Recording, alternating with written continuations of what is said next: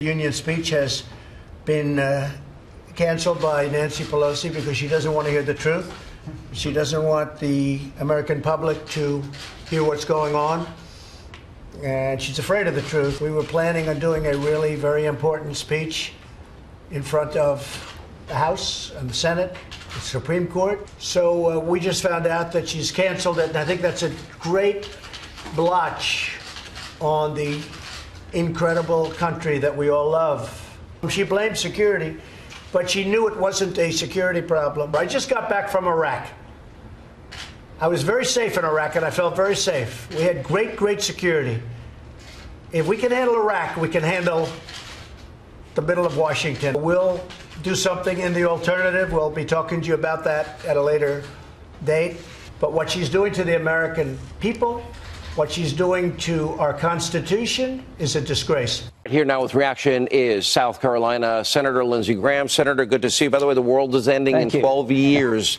Yeah, that's what I hear. All right, a lot of issues here. How could anybody look in the eye of a parent that lost a kid from a heroin overdose and not say that this is manufactured, or look in the face of an angel mom or dad, same issue there, and not even be willing to talk about the issue with the president when it's life and death, safety and security, and then put out all of these demands? It makes it impossible.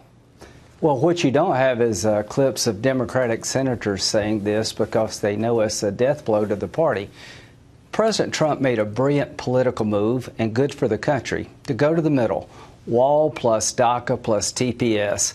I've had more Democratic senators talk to me in the last 2 days than talk to me in the last 30 days. The harder Nancy Pelosi goes left and the more Trump goes to the middle, we're going to get this thing solved. Well, tomorrow I can see Chuck Schumer lining up all the Democrats to vote against that compromise plan. And again, TPA, DACA, Dreamers. And, by the way, the House on the wanting to pay the furloughed employees, the Republicans, no Democrats supporting that either. So I guess that was a lie also. Well, what's going to happen, you'll have a vote tomorrow on President's plan that will get almost all Republicans, very few Democrats. We'll have Schumer's proposal that I'll vote against. Then the hard work starts. We had a meeting today with about 8 Democrats and about 8 Republicans. And, you know, Nancy Pelosi's become a nightmare for the Democratic Party. She seems unreasonable. She seems to have a dislike for the president that is hurting the country. And this idea of not letting the president speak is really overplaying your hand. So I want to let your listeners know that there's a reaction to this far-left rhetoric in the Senate by more mainstream Democrats that I think will eventually allow us to get the wall funded and do some things for the DACA recipients and TPS recipients. There's a deal in the making, and the more extreme Nancy Pelosi gets, the more likely we'll have a deal. It can't include amnesty. You're going to lose every conservative supporter of the president, but it's not included. The president was pretty clear about that. I promise you it will not. Okay. It seems like Nancy Pelosi is intimidated and afraid of this new radical extreme element. Yeah, I think so. I think she fears that she will lose her position as Speaker very quickly. What is your take and interpretation on the Constitution, Article 2, Section 3? Well, I think the president has a lot of power. I mean, she can disinvite him to the House, but come to the Senate, Mr. President. There's plenty of places the president can choose to deliver the State of the Union. But here's the question for America. What kind of union do you want? Do you want a country that looks more like Venezuela and less like America? If you do, follow these hard left people. They're going to take you to the land where the government taxes everything in its power. They control every decision in life, and you'll see Venezuela come here. This is what this whole election is going to be about in 2020. Do we go further left and become like Venezuela, or do we become the America that all of us want us to be?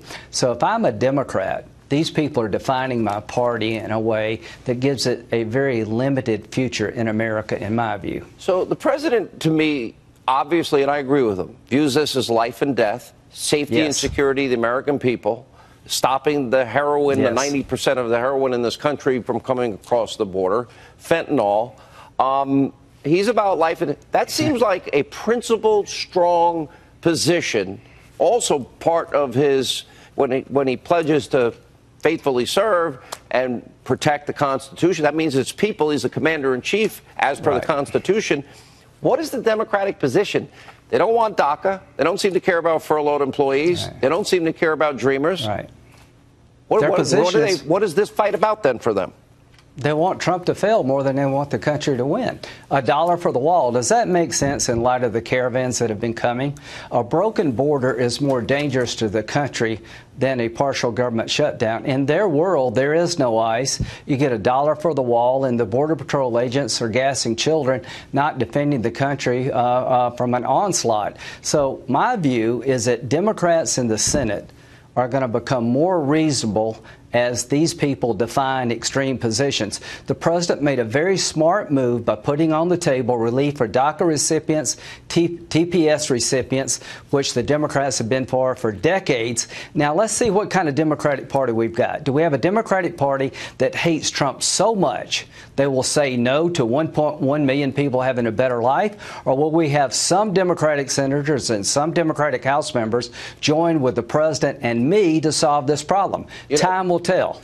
Look, the president, it seems, he does have other options. When we're dealing with drugs, yes, he does. Gangs, cartels, yes, human trafficking, drug trafficking, real radical elements, and that's only the 2%. I believe the other 98% right, that don't respect our laws, but they come here for a better life for themselves and their families. I believe that, having been down there a lot. So then the question is, when the president goes alone, national emergency, what happens next?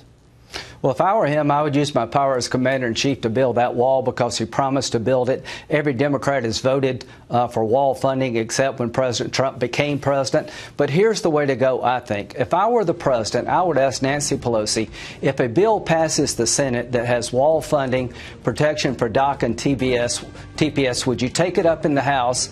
If she says yes, I would open the government for 3 weeks, let the Senate see if we can reach a deal, and if we can't, I would use the emergency powers as the commander-in-chief to bring this debacle to an end. I'm not sure if he gives up his leverage, but if he's prepared to do the national emergency, that means he's committed one way or the other yes, to getting this done. One way or the other. Senator, good to see you. Thanks for being with us. So is this State of the Union showdown just another attempt at a power play by Nancy Pelosi? Here to weigh in is North Carolina Congressman Ted Budd. Thank you so much for joining us, Congressman. We appreciate your time this morning. Thank you, Heather. It's great to be with you. So as we begin, let's take a look at these dueling tweets between Nancy Pelosi and the president. And as we bring those up for our viewers at home, what are your thoughts on this? Beginning with Nancy Pelosi's move to basically disinvite the president to the House. Look, that's very unfortunate. She was, like all speakers in recent history, she's invited the president and then she disinvited him. We think she should go ahead and continue to have him there on schedule. It would be a good unifying moment to hear the president's views, and of course they would have the opportunity to respond. So we wish they wouldn't bring politics into this. It was a new low water mark. Yeah, I mean, it really was amazing. But then I was surprised when I woke up this morning because I went to sleep thinking that the president was thinking about an alternative venue, and then I wake up and discover that he's saying, you know, we're going to hold off and do it after the shutdown. What did you think about that decision? I think it was actually a smart decision to remember what the State of the Union is. It's the executive branch coming to the legislative branch. And so he wants to remember what it's originally about. It's not a promotional speech. It's not a rally. But I think he's going to honor the House. And I think it puts pressure to get us back in, get the government back open. Yeah, you know, I mean, but there's everyone in the country needs to hear from the president right now, of course, including the 800,000 or so federal employees who have been furloughed or aren't getting paid right now. Let's talk about what is supposed to happen today in terms of these dueling funding measures. What do you think? Well, I try not to predict what happens over in the Senate, but it should be interesting. Leader McConnell has said that he's going to have two bills, one with wall funding, one without, and we'll see what it takes to get 60 votes for those. Right. I'm not sure if either one is going to get that amount of votes, but at least it shows where people stand. So tell me, if either one does get the amount of votes that it needs to move on to the House, what will happen there in your chamber? Well, of course, we would take that bill up, and especially if it didn't have funding, we know that Nancy Pelosi would take that bill up most likely. Yeah. But anything without funding will not get signed by the president. And you speak from experience because you were part of this delegation of 9 congressmen who just toured our southern border. What do Americans need to know? What did you see? So I'm somebody that has been supportive of the wall all along, but to go there and to hear the false arguments against the wall and to know, there is 1,954 miles of wall and there's a lot of rugged terrain, but we could still build it on almost every bit of that terrain. We saw some of the toughest terrain in southern Arizona.